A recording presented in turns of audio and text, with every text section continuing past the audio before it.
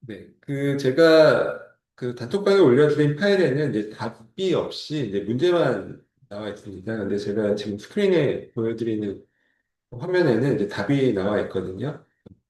이번 네, 참고하시고요. 일단 이제 1번부터 10번까지 그 OX 문제, 예상 문제 중에 5문제가 출제가 됩니다. 그래서 5문제가 이제 한 문제당 4점씩 해서 OX 문제가 이제 20점이고요. 그다음에 이제 서술형 문제 한 문제가 있습니다. 서술형 문제도 좀 이따가 이제 말씀을 드릴 거예요. 그래서 이제 그 서술형 문제 한 문제에 10점에서 총 중간고사는 30점 만점이고요. 오픈북 시험입니다. 그래서 뭐 제가 이제 지금 말씀드리는 뭐 답을 잘 적어 가셔서 그냥 다음 주에 시험 보실 때 정확하게 문제 잘 읽으시고 거기에 관련된 답을 정확하게 써주시면 될 것 같습니다. 어, 네, 그럼 1번부터 한번 같이 풀어보도록 할게요. 네, 1번 보시면요. 지금 이 문제들은 이 중개사 시험의 다 기출 문제들입니다. 그리고 이제 이 내용들 중에는 우리가 수업 시간에 다뤘던 내용도 있고, 뭐 수업 시간에 뭐 아직 다루지 않은 그런 내용들도 조금 있긴 있어요. 근데 이제 어쨌든 OX 문제 이제 만들다 보니까 수업에서 아직 다루지 않은 내용까지도 좀 포함이 됐습니다. 뭐 그런 부분들은 제가 지금 이제 설명드리도록 할게요. 1번 보시면 계약의 성립 과정에서 당사자 일방이 그에게 책임 있는 사유로 상대방에게 손해를 준 때 부담해야 할 배상 책임의 성질은 채무 불이행 책임이다. 이거는 언뜻 보면 맞는 것 같지만 이게 틀린 질문입니다. 네, 왜 그런지 한번 설명을 드릴게요. 지금 읽어본 이 내용이 계약 체결상의 실책임에 해당되는 내용이죠. 그렇죠? 한번 다시 읽어보면요. 계약의 성립 과정에서 당사자 일방이 그에게 책임 있는 사유로 상대방이 손해를 줄 때, 이제 손해를 배상해야 된다. 이런 내용이 계약 체결상의 당식 책임이거든요. 우리가 이제 사례를 통해서 이 내용을 공부를 했습니다. 그러니까 A라는 사람이 이제 매도인이고요. B가 매수인입니다. 그래서 둘 사이에서 어떤 주택을 사고 팔기로 매매 계약을 체결했어요. 그럼 우리가 이런 매매 계약은 쌍무 계약이라고 했죠. 쌍방, 계약 당사자 쌍방이 서로 간에 채무를 부담하는 계약이다. 그래서 이제 이런 것을 쌍무 계약이라고 하고, 증여 계약처럼 한쪽 편만 채무를 부담하는 계약을 우리가 편무 계약이라고 합니다. 근데 우리가 배우는 대부분의 뭐 매매 계약이라든지 임대차 계약이라든지 이런 대부분의 계약들은 다 쌍무 계약이에요. 그래서 매매 계약이 유효하게 성립한다라면 매도인은 매수인에게 소유권을 이전할 의무가 있을 겁니다. 뭐 그 밖에도 소유권만 이전해서는 안 되죠. 소유권도 이전하고, 소유권 등기를 이전하고, 그 물건 자체를 명도하고, 인도 의무라고 하죠. 인도한다, 명도한다. 그런 인도 의무까지도 이 매매 계약에서 매매 계약을 통해 매도인이 부담하는 채무입니다. 그리고 그에 대한 대가로 매수인은 매도인에게 이제 매매 대금을 지급할 의무가 있겠죠. 그래서 주된 채무들을 보면 매도인은 매수인에게 소유권 이전을 해야 될 채무가 생기고 매수인은 매도인에게 매매 대금을 지급할 채무가 생겨요. 근데 이러한 채무는 계약이 유효할 때 발생하는 것이죠. 그러니까 계약이 무효가 되거나 계약이 뭐 취소가 되면 뭐 계약 체결 과정에 어떤 하자가 있어서 계약이 무효가 되거나 취소가 됐다라고 하면 이런 채무 자체도 성립하지 않습니다. 그렇죠. 채무가 없으면 계약이 무효가 돼서 채무가 없다라면 뭐 채무를 이행하네, 뭐 이행을 하지 않아서 뭐 책임을 지네 이런 문제들이 생기지 않아요. 그러면은 우리가 여러 가지 계약의 무효 사유들을 우리가 앞으로 이제 요번 학기는 아니고 뭐 다음 학기 뭐 사법원 이런 수업할 때 여러 가지 계약의 무효 사유들을 이제 공부를 하시거든요. 근데 이제 그런 계약의 무효 사유 여러 가지가 있는데 그 중에 뭐가 있냐면 원시적 불능으로 인한 무효 사유가 있어요. 더 정확하게는 원시적 불능이면서 객관적 불능이고 또 전부 불능일 것. 즉 원시적 객관적 전부 불능일 경우에는 계약이 무효가 된다. 그러니까 무효 사유에는 여러 가지가 있어요. 뭐 내가 술에 만취해서 계약을 체결했다. 뭐 이런 경우에도 무효 사유고요. 또 뭐 여러 가지 뭐 또 뭐가 있죠? 뭐 가장 매매라고 해서 실제로는 사고 팔 생각이 없지만 그냥 가짜로 그냥 우리 그냥 매매 계약서만 가짜로 쓰자 이런 것을 통정허위 표시라고 하는데 그런 경우에도 무효 사유입니다. 이게 앞으로 이거 하나하나씩을 자세히 배우실 거예요.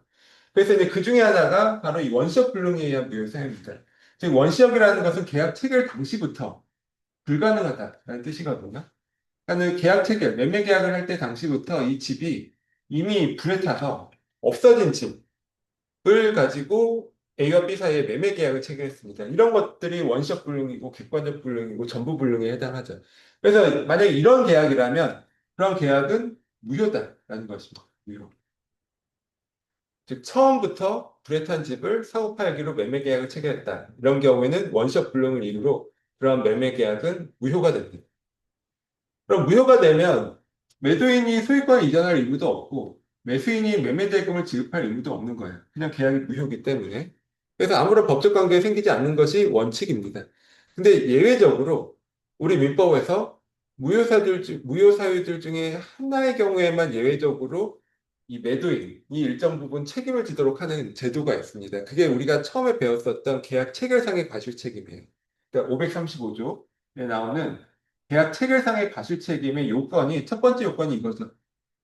계약의 체결의 목적이 처음부터 원시적으로 불능하고 뭐 객관적 불능이고 전부 불능이고 그래서 계약이 무효가 된 경우. 근데 거기에 더 나아가서 매도인이 이런 원시적 불능인 것을 알고 팔았다. 그리고 매수인이 모르고 샀다. 뭐 이런 요건까지 갖추면 이때는 매도인이 손해를 매수인에게 배상을 해라. 이게 바로 계약 체결상의 과실 책임입니다. 535조에 나갑니다. 체결상의 과실 책임입니다. 그래서 여기서 이제 우리가 알 수 있는 것이 이 계약 체결상의 과실 책임은 계약상의 책임이 아니에요. 그 채무 불이행 책임이 아니라는 거죠. 왜냐하면 계약이 처음부터 무효가 됐기 때문에 이 계약은 효력이 발생하지 않는 것이고 그에 따라서 양 당사자 간에 어떠한 채권 채무도 생기지 않습니다. 그래서 채무 불이행 책임이라는 것은 일단 계약이 유효하고 계약이 유효하다는 것을 전제로 해서 채무가 발생했는데 그 채무를 이행하지 않았다. 그리고 그에 대해서 귀책 사유가 있다. 이럴 때 채무 불이행 책임을 지는 것이거든요. 그러니까 지금 본 것처럼 이 계약 체결상의 과실 책임은 본질적으로 채무 불이행 책임이 될 수 없습니다. 근데 이 경우에 우리가 손해배상을 하도록 법에 나와 있잖아요. 그럼 이건 무슨 책임이냐 하면 이것을 이제 불법행위 책임에 해당하는 것이죠. 그러니까 우리가 손해배상을 하는 경우는 민법상으로 두 가지 경우가 있어요. 채무 불이행에 따라서 손해배상을 하는 경우와 채무 불이행이 아니라 불법행위에 따라서 손해배상을 하는 이렇게 두 가지로 나눠볼 수가 있습니다. 그러니까 내가 어떤 지나가는 사람을 때렸다라고 하면 내가 그 사람한테 손해배상 책임을 지죠. 근데 내가 때린 사람과 맞은 사람 사이에 어떤 뭐 계약을 체결하거나 이런 게 없잖아요. 그러니까 그런 경우에 성립하는 것이 불법행위 그리고 불법행위에 따른 손해배상 책임이죠.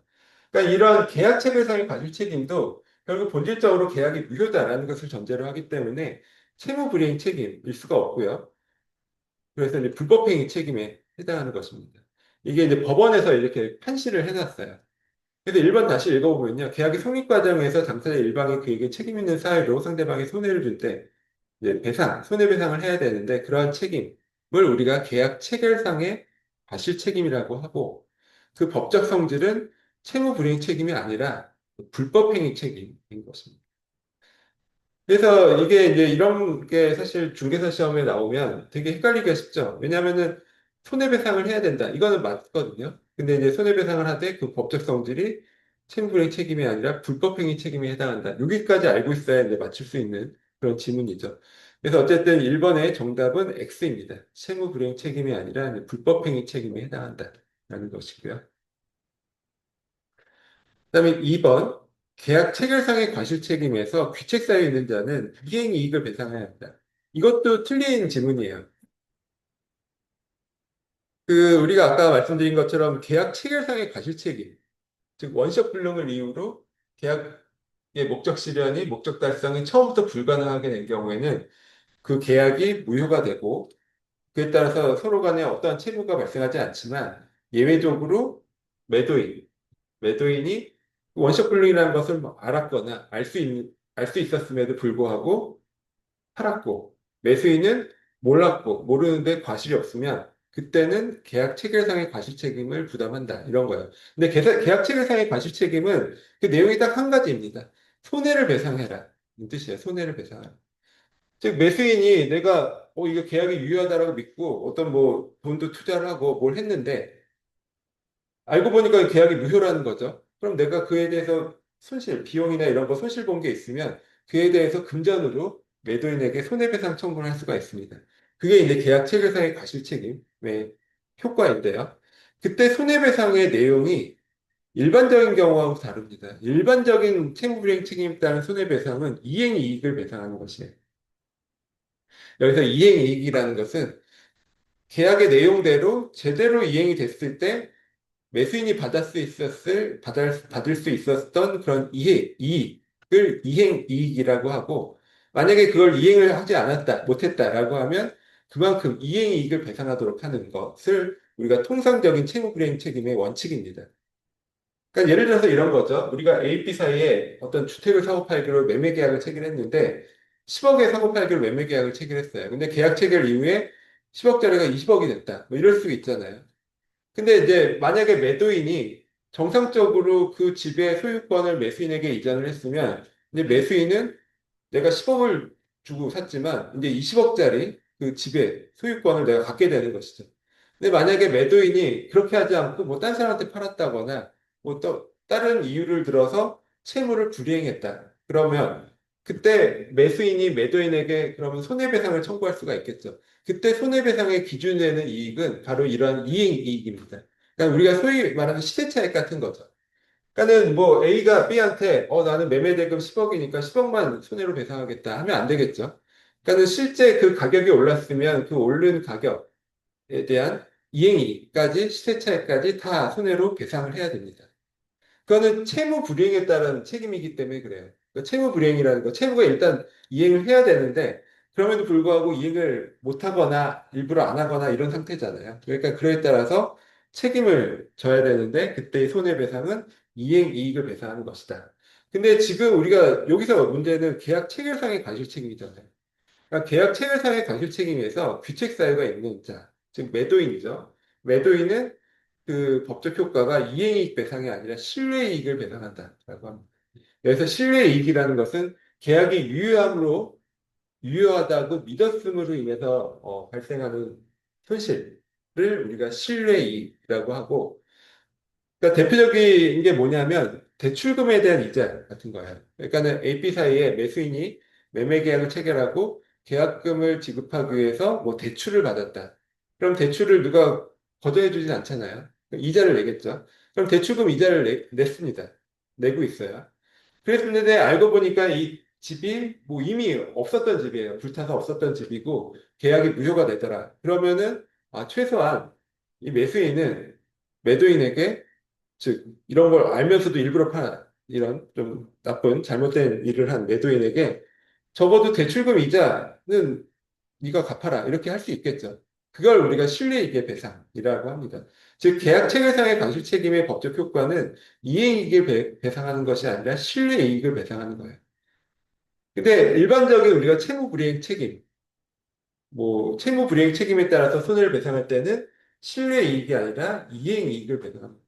그런 점이 좀 차이가 있고요. 그리고 우리가 이제 이 부분 이제 공부할 때 535조 단서에 이런 내용도 있었어요.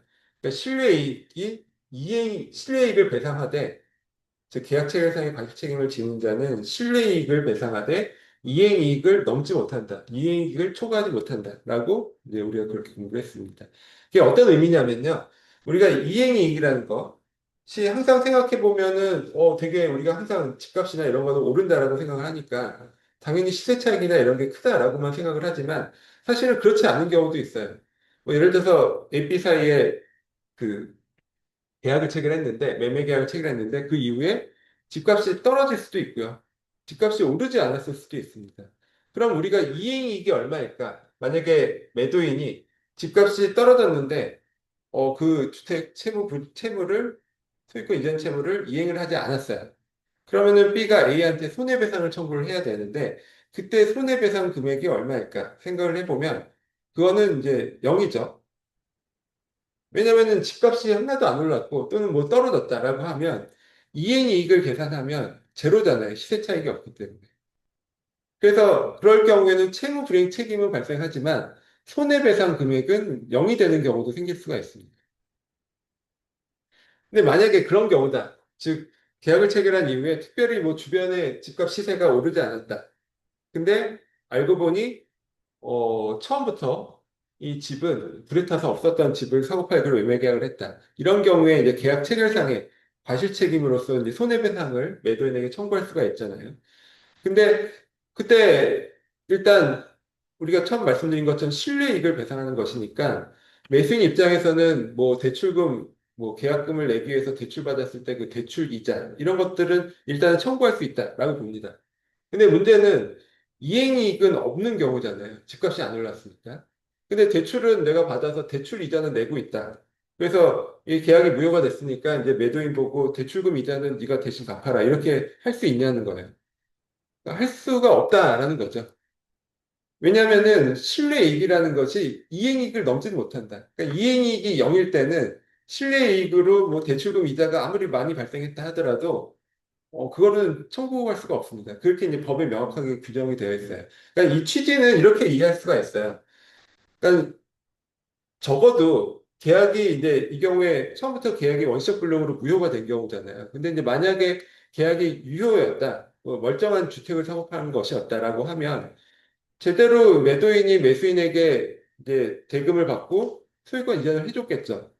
근데 이제 그 사이에 집값이 이제 떨어진 거예요. 시세가 떨어졌다라고 하면 어쨌든 매수인 입장에서는 계약이 유효가 됐을 때 그 집에 그 시세가 떨어진 그 주택의 소유권을 이전받고 그 시세가 떨어졌으면 그 손실은 본인이 감수를 해야 되는 것이죠.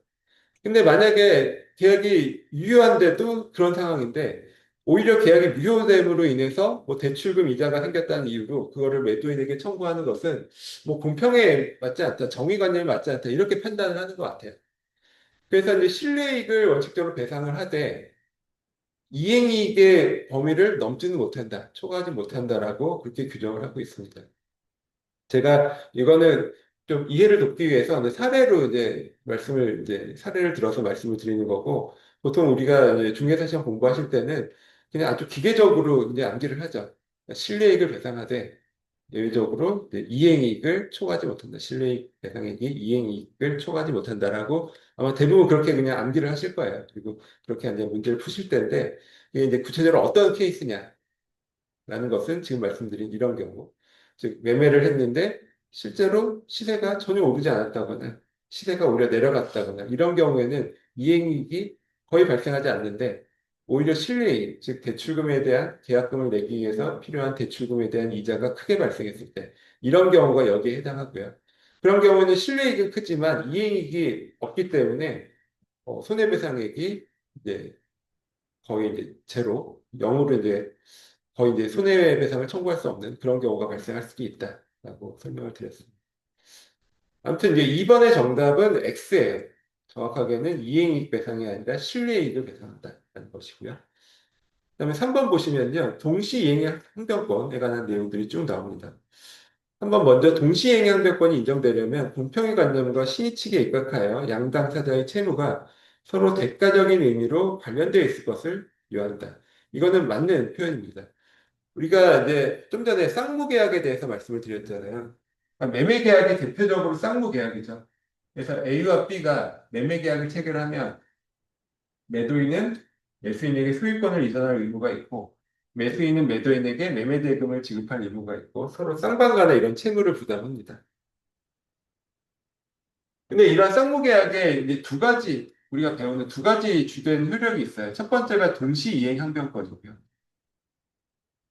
두 번째가 유형 부담의 문제입니다.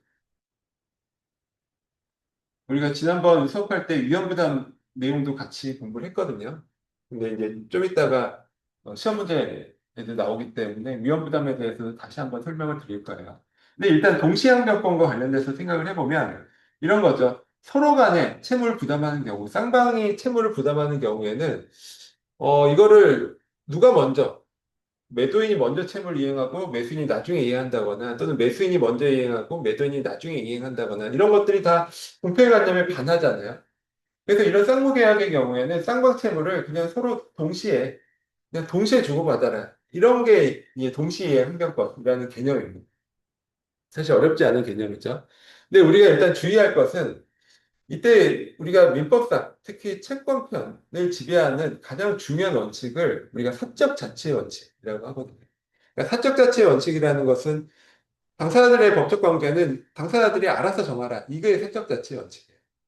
그러니까 만약에 매매 계약을 하면서 매도인이 내가 기분 좋게 나는 잔금 받기 전에 소유권을 먼저 이전하겠다라고 했다거나 또는 매수인이 나는 소유권 받기 전에 잔금까지 다 치르겠다라고 만약에 그렇게 특약을 했다라면 그거대로 법적 관계가 생깁니다. 그러니까 동시행명권이라는 것은 서로 간에 특별하게 다른 약속을 하지 않았을 때 이제 동시에 하도록 한다라는 그런 뜻이죠. 어느 한쪽이 먼저 이행하기로 그렇게 계약을 체결했으면 그 계약 내용대로 선이행 의무가 생기는 것입니다. 그걸 동시이행 항변권이라고 하고요. 일단 이 동시이행 항변권은 공평의 관점에서 발생하는 것이죠. 그래서 3번은 이제 맞는 지문이에요. 동시항변권 인정되려면 공평의 관점과 신의칙에 입각하여 양당사자의 채무가 서로 대가적인 의미로 관련되어 있을 것을 요한다. 이건 맞는 지문이에요. 그리고 4번 보시면요. 동시행 관계가 성립하는 채무자는 상대방의 이행 제공이 없는 한 이행기의 채무를 이행하지 않더라도 이행지체 책임이 없다. 네, 이것은 또 맞는 질문입니다. 우리가 도시 이행의 항변권 공부를 할 때, 뭐 그 요건과 효과에 대해서 자세하게 공부를 했어요. 그러니까 먼저 이제 요건 중에 뭐 여러 가지가 있는데, 일단 동시 이행 항변권을 행사하려면 상대방의 채무가 뭐 변제기, 이행기에 있어야 된다. 이런 요건도 있었어요. 그러니까 내가 선이행 의무가 있는데도 불구하고 동시 쌍무계약, 매매계약이라는 이유로 동시 이행의 항변권을 주장할 수는 없다. 뭐 이런 뜻이거든요. 그러니까 우리가 이제 부동산 매매 계약은 사실 일반적인 경우와 많이 다른 좀 특수한 문제가 있죠. 가장 큰 특수한 문제는 매수인의 매매대금 지급 의무가 너무 매매대금이 크기 때문에 이걸 한꺼번에 지불하기가 어렵다는 거예요. 우리가 마트에서 물건 사는 것도 다 매매 계약이거든요. 근데 보통의 경우에는 뭐 1,000원, 2,000원, 뭐 몇만 원 이런 금전이기 때문에 물건을 받고 돈을 바로 결제를 하고 이런 식으로 거래가 매매 계약이 이루어지죠. 근데 부동산의 경우에는 매매 대금이 워낙 크기 때문에 보통은 뭐 1월 1일 날 계약을 하면서 계약금을 주고 2월 1일 날 중도금 주고 그다음에 3월 1일 날 잔금 주고 그러니까 이런 식으로 매수인의 매매 대금 지급 의무가 이렇게 쪼개서 이행이 되는 것이 일반적입니다. 그럼 그에 상응하는 매도인의 소유권 이전 의무는 그럼 어떻게 이행이 되느냐? 이것도 역시 각자가 정하기 나름이에요. 예를 들어서 매도인이 나는 계약금 받으면서 100% 소유권 지분 다 넘기겠다 할 수도 있고 또는 뭐 계약금 받으면서 10% 지분 넘기고 중도금 받으면서 40% 지분 넘기고 잔금 받으면서 50% 지분 넘기고 이런 식으로도 가능해요.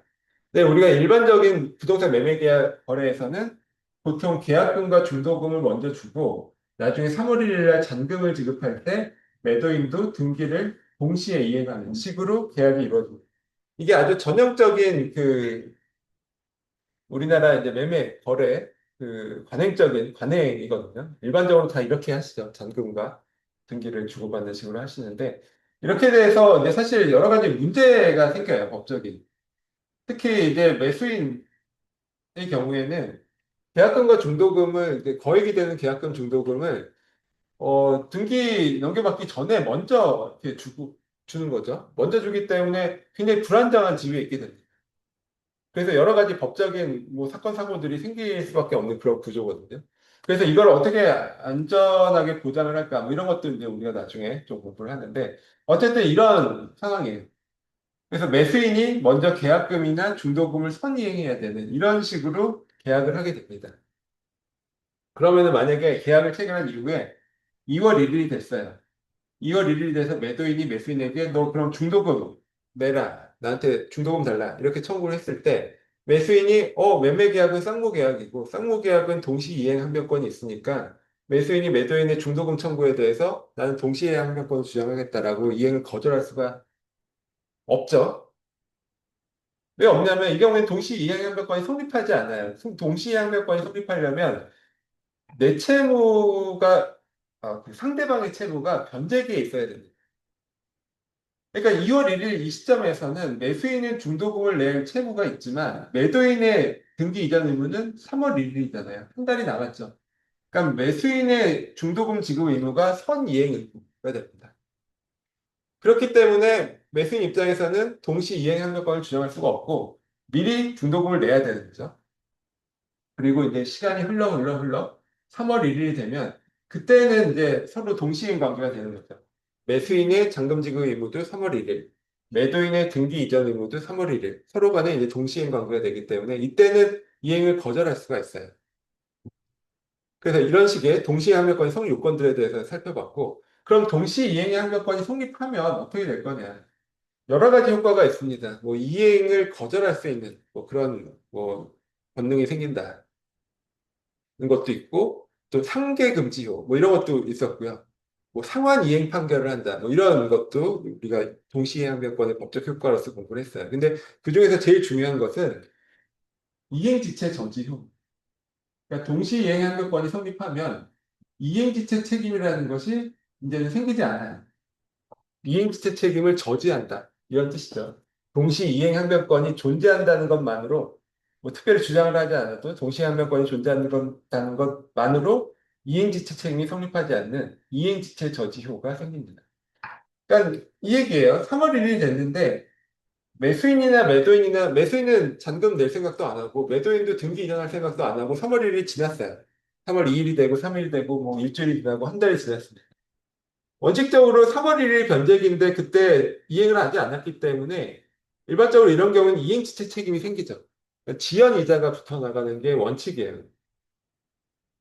이행지체 책임, 지연이자가 발생하는 게 원칙인데 이렇게 동시행변권이 존재한다라면 그게 이행지체 책임이 생기지 않는다 이런 뜻이에요. 그러니까 서로 이행을 하지 않고 있으니까 상대방도 이행하지 않고 나도 이행하지 않고 있는 상태가 그냥 쭉 간다라면 이행지체 책임이 성립하지 않는다 이런 뜻입니다. 근데 여기 보시면 지금 4번 다시 보시면 동시행 관계가 성립하는 채무자는 이행기의 채무를 이행하지 않더라도 이행지체 책임이 없다. 이게 나와 있잖아요. 근데 여기 중간에 이게 들어가죠. 상대방의 이행 제공이 없는 한을 전제로 합니다. 그러니까 3월 1일 됐는데 예를 들어서 매도인은 소유권 이전 등기에 필요한 서류를 나한테 제공을 했어요. 근데도 내가 잔금을 안 내고 있다. 이런 경우에는 동시에 인관계가 깨지고 당연히 그 법적 효과로서 이행지체 저지효도 생기지 않습니다. 그리고 상식적으로도 당연하죠. 내가 서로가 이행기에 이행을 하기로 했는데 한쪽은 이행을 하고 있는데 나는 이행을 하지 않는다. 그러면은 동시한명권을 주장할 수도 없고 그걸 이유로 이행지체 책임에서 벗어날 수도 없겠죠. 그래서 이제 말씀드린 것처럼 동시한명권이 성립하면 상대방의 이행 제공이 없는 한을 전제로 이행기의 채무를 이행하지 않더라도 이행지체 책임이 생기지 않는다. 이거는 맞는 질문입니다. 그다음에 다섯 번째, 동시행 관계에 있는 일방의 채무도 이를 발생시킨 계약과 별개의 약정으로 성립한 상대방의 채무와는 특약이 없는 한 동시행 관계에 있다. 요거는 이제 X, 틀린 지문이에요. 그러니까는 어떤 사람, 동일한 사람 사이에, A와 B 사이에 서로 간에 어떤 채무가 있다는 건 이유만으로 항상 동시행 관계가 있는 것이 아니라 하나의 쌍무계약, 그러니까는 어떤 매매 계약을 통해서 두 사람 사이에 소유권 이전 의무와 대금지급 의무, 이런 하나의, 하나의 쌍무계약을 통해서 이렇게 쌍방 간의 채무가 발생하는 경우에 한해서 동시행 관계, 그 동시행변권, 동시행관계가 성립하는 것이고요. 뭐 경우에 따라 이럴 수도 있잖아요. A와 B가 있는데 A는 뭐 1년 전에 뭐 돈을 빌려주고 돈을 받을 채권이 있어요. 근데 그 이후에 뭐 별도의 계약으로 A가 B한테 뭐 어떤 일을 해줘야 될 채무가 생겼습니다. 그러니까 쌍방 간에 똑같은 사람 사이에 어떤 채무가 서로 생긴 거예요. 근데 이거는 별개의 약정으로, 지금 말씀드린 케이스는 별개의 약정으로 생긴 거잖아요. 그러니까 이런 경우는 동시행관계가 생길 수 없습니다. 그런 경우가 아니라 둘 사이에서 매매 계약을 체결했다거나 임대차 계약을 체결했다거나 이렇게 하나의 쌍무 계약으로부터 서로 간의 채무가 발생했을 때 그럴 때 이제 동시행관계가 성립한다라는 것입니다. 근데 여기도 항상 이런 내용이 들어가죠. 특약이 없는 한이라고 되어 있어요. 그러니까 별개의 약정이 있다 하더라도, 별개의 약정으로 발생한 채무를 하더라도, 둘 사이에서 이걸 그냥 우리 동시에 이행하자라고 특약을 하면 그거대로 됩니다. 그래서 이게 이제 중개사 시험이나 이럴 때는 이런 게 굉장히 중요하죠. 왜냐하면 이 특약이 없는 한이라는 게 안 들어가면 그 문제 출제 오류가 생길 수가 있어요. 그러니까 나중에 특약이 없는 이런 지문에 요 내용이 안 들어가고 요거를 뭐 그냥 틀린 지문으로 했다라고 하면 이게 이제 이의 제기를 통해서 복수 정답이 될 가능성도 있거든요. 그래서 항상 뭐 특약이 없는 한, 뭐 특별한 사정이 없는 한, 뭐 이런 것들이 들어가는 이유가 아까 처음에 말씀드린 것처럼 우리가 배우고 있는 모든 법적인 내용들은 다 당사자들이 다르게 정할 수가 있어요. 왜냐하면 사적 자체의 원칙이 있기 때문에 지금 우리가 막 열심히 공부를 하지만 그냥 계약 당사자들이 우리는 그냥 법의 내용 말고 따르게 하자라고 하면 다 그대로 되는 거예요. 그래서 이제 특히 이런 객관식 지문은 그런 게 중요하죠. 뭐 약간 뭐 좀 오류가 있어도 당연히 이제 복수정답 처리가 될 수 있기 때문에 그래서 뭐 특이하게 없는 한, 특별한 사정이 없는 한 이런 것들을 이제 표현이 꼭 들어가게 되어 있습니다. 하여튼 그런 특별한 사정이 없는 한 별개 약정으로 성립한 채무사회에서는 이제 동시이행 항변권이 성립하지 않는다라는 것이고요. 그다음에 6번 동시행 관계에 있는 채무 중에 일방의 채무의 이행 불능으로 인한 손해배상 채무는 상대방의 채무와 동시이행 관계에 있다. 이거는 맞는 질문입니다. 아까 이제 설명드린 처음에 계약 체결상의 과실책임 케이스는 뭐였냐면요. 일단 A와 B 사이에 매매 계약이 체결되고 매매 계약이 체결되면 매도인은 매수인에게 소유권을 이전할 의무가 있고 매수인은 매도인에게 매매 대금을 지급할 의무가 있잖아요. 근데 만약에 이 주택, 매매 계약을 체결한 이 대상 주택이 처음부터 불에 타서 없어진 불가능한 주택이었다라고 하면 이런 주택은 무효가 된다라는 거죠. 다만 이런 경우에 일정한 경우에 아까 얘기한 535조 계약 체결상의 과실 책임이 성립할 여지가 있어요. 근데 이제 그렇지 않은 경우가 있어요. 그러니까 원시적 불능이 아니라 후발적 불능인 경우가 있죠. 계약을 체결할 때는 멀쩡한 주택이었는데 나중에 이게 불에 탔을 수가 있어요. 이게 후발적 불능인 경우. 그러니까 이 얘기는 후발적 불능인 경우에는 계약이 무효가 되는 것이 아니라 여전히 유효한 계약으로 본다는 뜻입니다. 그러니까 계약 체결한 이후에 나중에 불이 타도 이 계약 자체를 무효로 되돌리지는 않아요. 근데 어쨌든 불에 지금 타버린 상태잖아요. 그럼 이 경우는 어떻게 처리할 것이냐? 이 경우에는 이제 경우를 두 가지 경우로 나눠. 첫 번째는 매도인의 귀책 사유가 있는 경우. 매도인의 귀책 사유라는 것은 고의나 과실이죠. 즉 매매 계약 체결된 이후에 매도인이 알았건 뭐 일부러 또는 뭐 실수로 불을 내서 이 집을 태워 먹었다라고 하면 그런 경우에는 이제 매도인의 채무 불이행 책임이 문제가 처음에 말씀드렸던 것처럼 채무 불이행 책임이라는 것은 일단 계약이 유효하다라는 것을 전제로 합니다. 즉, 이 계약의 목적인 이 집은 나중에 계약이 체결된 이후에 불이행한 것이기 때문에 후발적 불능이고요. 그래서 이제 무효한 것이 아니라 유효한 계약입니다. 그래서 채무가 있는 거예요. 그래서 매도인은 매수인에게 소유권을 이전할 채무가 있는 것인데 그거를 본인 매도인의 귀책 사유로 그걸 이행을 못하게 된 거죠. 뭐 이행불능 책임이 발생하는 것입니다. 즉 매도인의 채무 불이행 책임 중에 이행불능 책임이 생기는 것이고요. 그래서 매도인의 소유권 이전 의무는 사라지고 대신에 뭐로 바뀌냐면 손해배상, 손해배상 채무로 바뀌게 됩니다. 금전적으로 배상하라 라는 손해배상 채무로 바뀌게 되는 것이고 이 경우가 아까 얘기한 이행이익을 배상하는 거죠. 실외이익이 아니라 이행이익을 배상한다. 채무를 원래 이행을 해야 되는데 그걸 못했으니까 그럼 실제로 채무가 이행됐을 때와 같은 이익을 매수인에게 주도록 금전으로 배상하라. 이런 뜻이에요. 그래서 어쨌든 매도인이 소유권 이전 의무가 손해배상 채무로 성질이 바뀐 거죠. 바뀌었다 하더라도 이 계약에 여전히 유효하기 때문에 이 매수인의 매매대금 채무와 매도인의 이런 이행불능으로 인한 손해배상 채무 사이에서는 여전히 동시이행 관계에 있는 것으로 보게 됩니다. 그게 이제 공평의 관점상 맞겠죠.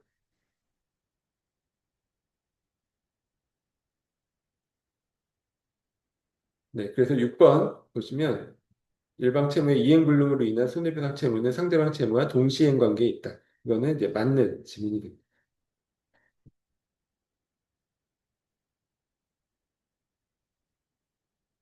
네, 그래서 6번까지 풀어봤고요. 잠시 쉬었다가 7번 이후부터 다시 같이 풀어보도록 하겠습니다.